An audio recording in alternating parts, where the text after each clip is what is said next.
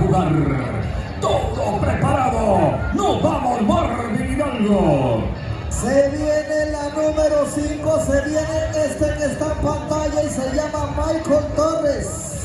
Desde la suerte de Ticabán, allá en Pocosí, montador del grupo Los Caribeños de Costa Rica.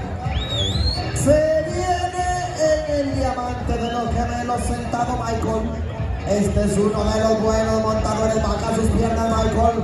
Prepara Michael para que se venga la monta y pide fuerte y sale el toro al frente y cambia a la izquierda, redondea, mueve el estilo de Michael, al estilo libre, y el toro al frente, lo domina el montador sin problema Michael, al fondo el toro y ahora Michael busca cómo despegarlo, busca cómo desocuparlo, pero el toro es necio, el toro no lo permite.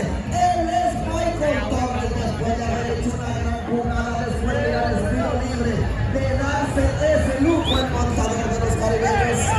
Atención al despegue, el toro no deja de correr y es que el despegue